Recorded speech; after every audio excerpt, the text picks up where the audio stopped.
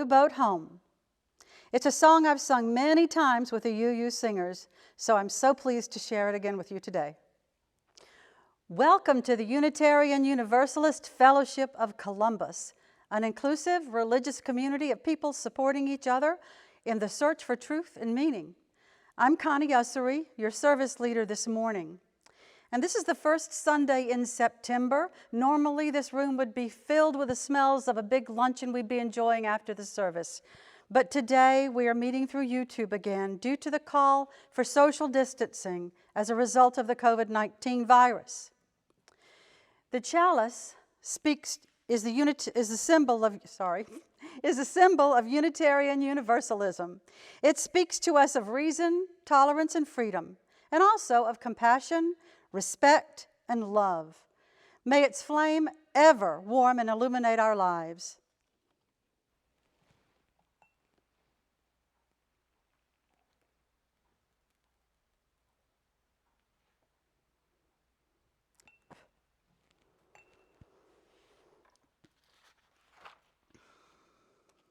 Announcements are usually posted on our website or on our Facebook page. One of the ways we proclaim the vitality of our fellowship is through sharing brief and personal joys and concerns. I'll start by lighting a candle for all those who have concerns who are not here with us today.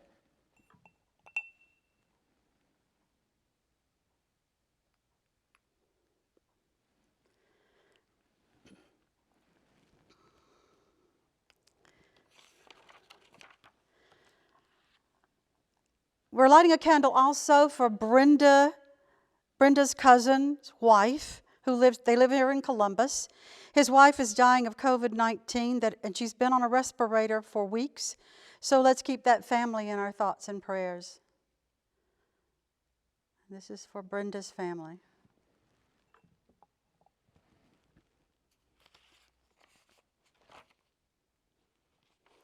If you have any joys or concerns that you would like to be shared, just email those to our president, Hal Majette, or to our office administrator, Brenda Stevens, at the address uufcga@gmail.com.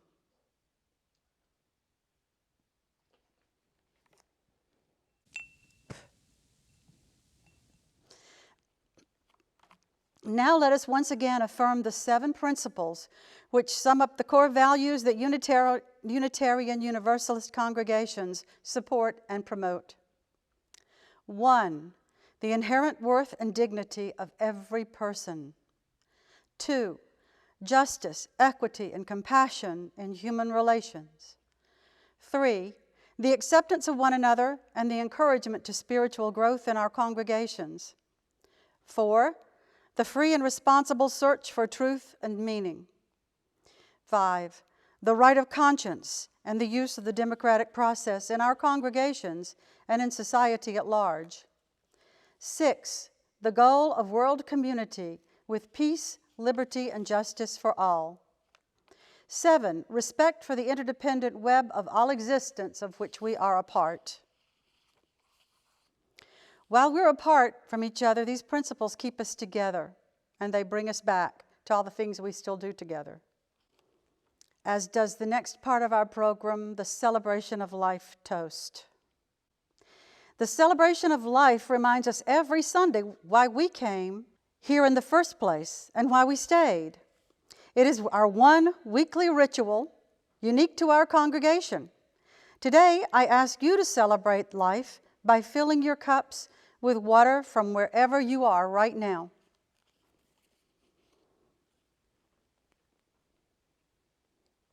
And if you'll join me now, we'll recite the words that were written by our own Ed Wilson. We celebrate life with its beauty and its pain.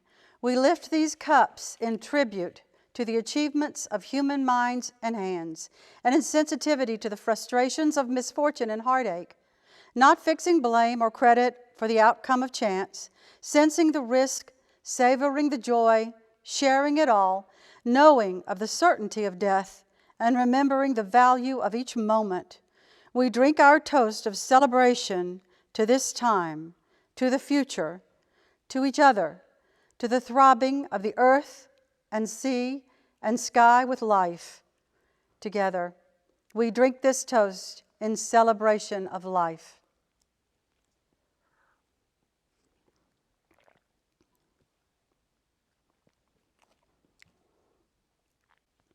And now, as we have expenses and responsibilities during this time when we're still not together, we think of the offering. Ron Ussery, our treasurer, is still paying our bills and working from home as best he can. So and I can attribute to that. So if you would like to make a contribution, you can mail it in to the UU Fellowship of Columbus, Box 698, Fortson, Georgia, 31808. And remember, we also have a PayPal account as well that you can reach through our website.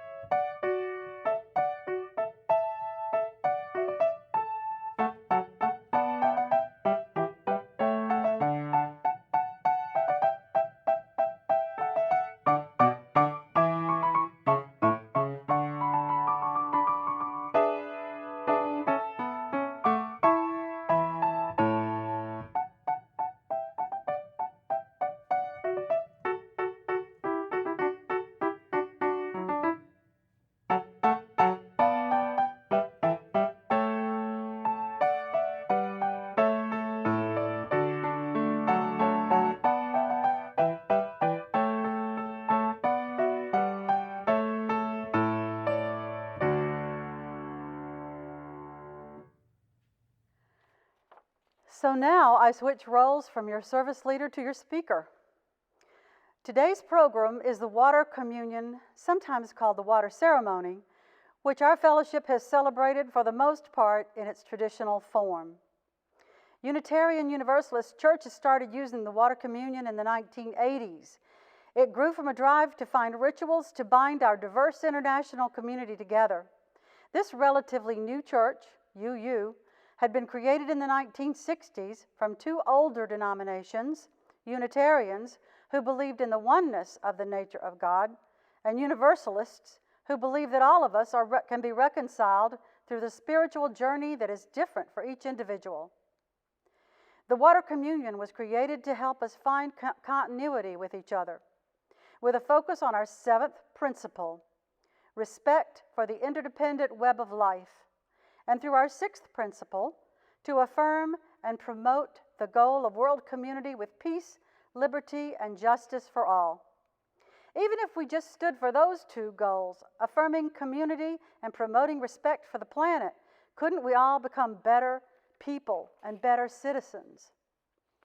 I've been privileged to lead the UU ritual of the flower communion at our fellowship for several years.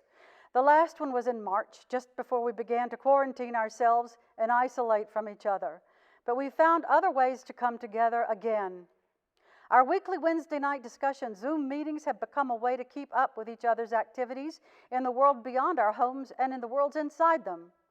The Wednesday night group has become a chance to reclaim this kind, supportive community. We share, ponder, laugh, and learn. It makes Ron and me suddenly aware of the background noise in our office area, especially when our unmuted computer mic broadcasts Lucy barking to alert us of someone at the front door. And we also get to check out the new books on the shelves behind Ed Wilson. John Mallory Land celebrates local history with his Zoom backgrounds. We've gotten to see several versions of the Ralston. And Brad joins us from the deck of his starship. Bill sits in front of his favorite picture of the meditation garden. Manda Reese and David Rush share their daughter Gwen's most recent accomplishments, her artwork. And of course, discussion nights still offer us a chance to talk about the church and what it means to us. It was through these Zoom meetings that we learned that some of us were coming back to our campus on Heiferhorn Way, to the banks of Heiferhorn Creek. It turns out that members of the fellowship have been returning to our church a few at a time, staying outside, remaining socially distant, gathering in small groups. Fellowship is bringing us back. Some of us have met in the meditation garden where a wedding was recently held. Yes, a wedding was held right here just 2 weeks ago. And Hal Majette, who has been working miracles on our property for nearly 5 years, probably seems like 20 to him, made the garden shine even brighter. The meditation garden has long been our outdoor haven, but until recently, the beauty and the calm of Heiferhorn Creek has been less of a focus among our general congregation. That has changed. Lisa Pyburn and other members, but especially Lisa, have made the area around the creek and the pavilion perched above it a comfortable place to cautiously reunite. The reunions at the pavilion have not been particularly coordinated. They have been spontaneous, but with an emphasis on safety. We've been drawn there. We have missed our church home. Some members have been meeting at the pavilion for lunch or just coffee and conversation. A few at a time, no more than 6, sometimes just 2. We talk in the shade, under the fans, beside the soothing sounds of the creek. Its water cools the space even when the temperatures are soaring outside. The water nourishes the tall old trees that reach into a canopy over the pavilion and the creek and the whole area there. It moistens the ground around newly planted flowers and shrubs that Lisa has thought about, the ones we want to see for years to come. It draws walkers, waders, adventurers, gardeners, the bugs, the deer, the raccoons, the possums, and maybe an otter or two, as Hal and Ron think might be burrowing into the ground nearby on the creek bank. The water of Heiferhorn Creek enriches our lives. If we should find enrichment anywhere, we should find it here. We are not a traditional religion, but we base our beliefs on the best parts of major religions and philosophies. We now find our sanctuary the same way, by exploring the best parts of the space beyond our walls where we can't meet together right now. Now that we're forced outside, out of Grace Fellowship Hall and away from all the air conditioning and the soft chairs and the grand piano and the fresh coffee, we find space outside reunites us as a fellowship in retreat. We celebrate the water communion every time we come to the creek, whether alone or with others. Whether we have a formal book club meeting, a long picnic lunch, or Saturday morning coffee. Sometimes we're surprised to find that others are there as well. You might find Lisa is planting a new shrub, or that kids are building a fairy village along the old barbecue pit. Hal is often clearing limbs or digging a drainage ditch. Suddenly we remember that this natural space made this location so important to us when we decided to purchase it 6 years ago. Here stood a famous restaurant that people of Columbus still remember fondly, Pritchard's Fish Camp. And Grace Fellowship Hall once housed the Fraternal Order of Police, where birthday parties, celebrations, retirements were celebrated.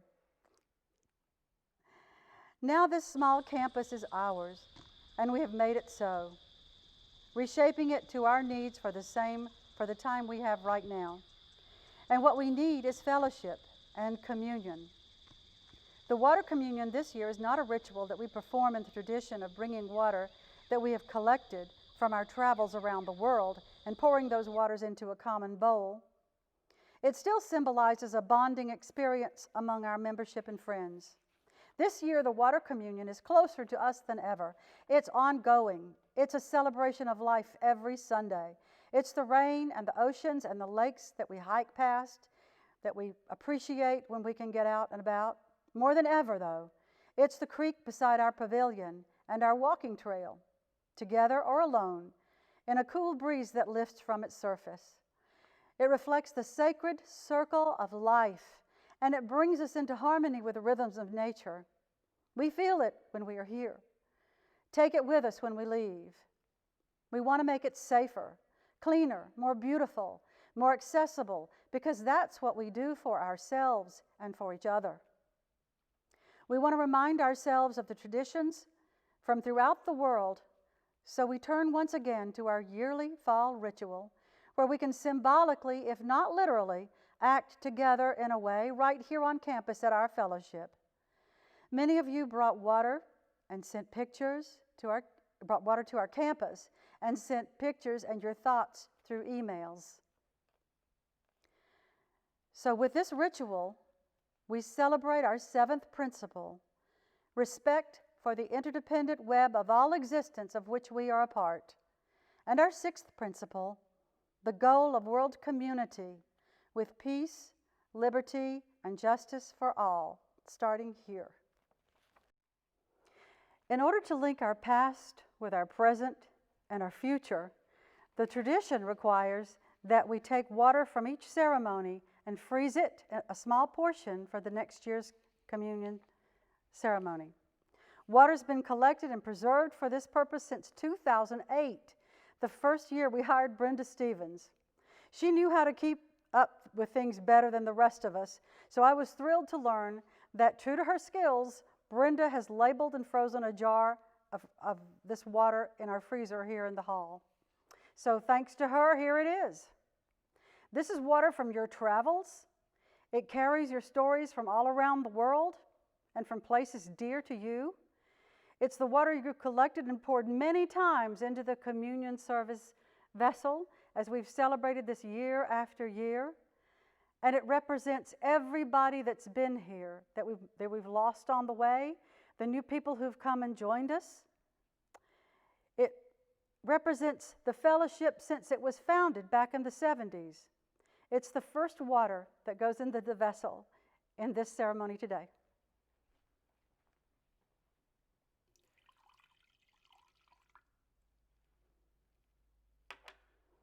Other waters that were brought include Brenda Stevens. She says, I lifted this water from the spring-fed lake where she lives. Pine Lake, west of Pine Mountain, isn't that far away. It's only a 35-minute drive north from here in Columbus. Yet her lakeside home is a sanctuary from hurry, noise, heat. It's been her home for 25 years. She says, I watch the birds that live on the lake, hawks, herons, eagles, osprey, and kingfisher. I wait for the seasonal annual migrating ducks, like the bufflehead, and the cormorants. It thrills me to witness V-shaped formations of Canada geese, low and honking as they splash and land on the mirrored surface of that lake. And I love that lake right off her boat, off the deck of her house. Living on the lake is life-affirming, peaceful at times, turbulent at others, but constantly challenging. Even in a storm, you know the water will calm down again. It's no mystery when the sacred healing practices in most religions involve water. This is for Brenda Stevens.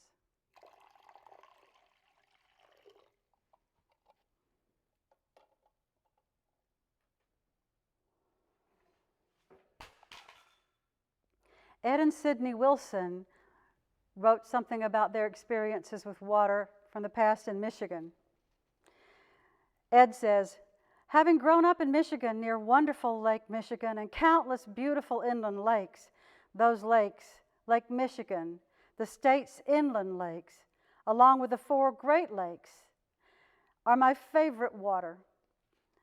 The Great Lakes, by the way, constitute the largest body of fresh water in the world.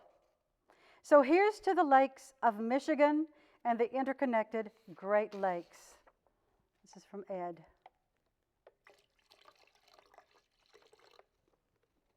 Sydney writes her thoughts in a different way. Water, so important and so precious. Clean, healthy water is shrinking every day. It is in this hot southern summer, we know how important fresh water is for our outside cat colonies. Fresh, clean, abundance of water is more important every day for the entire planet. And that is so true. And this water is for Sydney Wilson.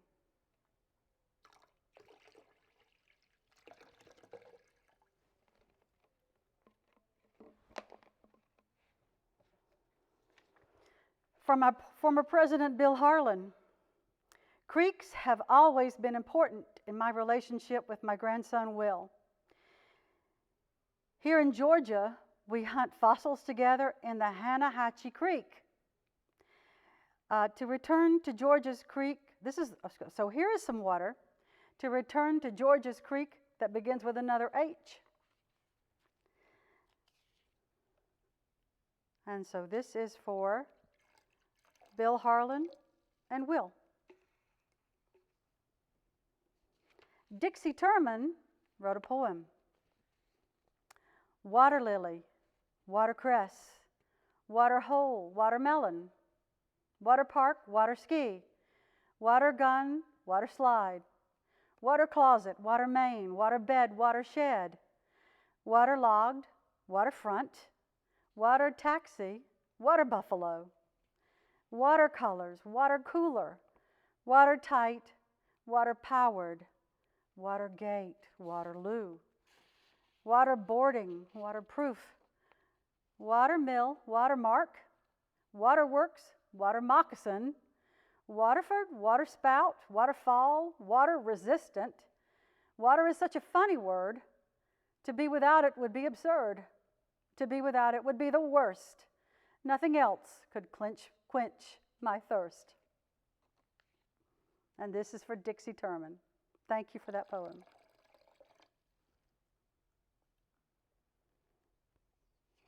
From Joni Andrus, expressing gratitude for the clear running water to drink, cook, and shower. And this is a celebration and gratitude of tap water as much as any other water in the world. We're so fortunate to have it in this country.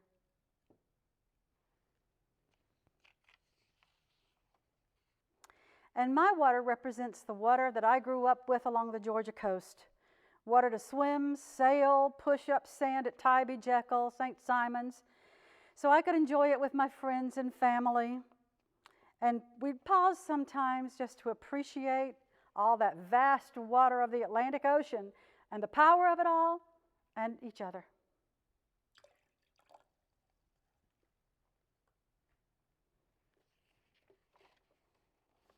Michelle Majette says how fortunate it is to have clean, safe water to drink, to bathe, to sanitize our hands, and to use for cooking. Her hope is that the whole world could someday have such a treasure.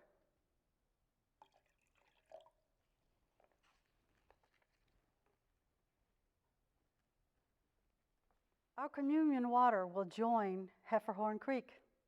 It will flow south into Lake Oliver, down through the Chattahoochee River, through locks and dams, down into Lake Seminole. It'll join the Flint River. It'll find its meandering way all the way down to the Gulf of Mexico and then the Atlantic Ocean. But first, we collect the water to save for the next water communion, when we will all be comfortably participating together without masking our faces, without fear of being near each other again. And now we extinguish the chalice so that it might grow gently in our hearts as we leave this place.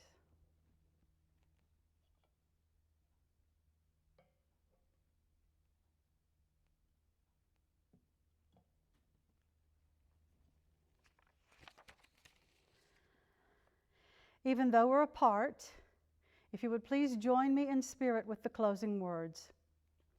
With unity of spirit, we go our ways in universal fellowship until we meet again. Thank you.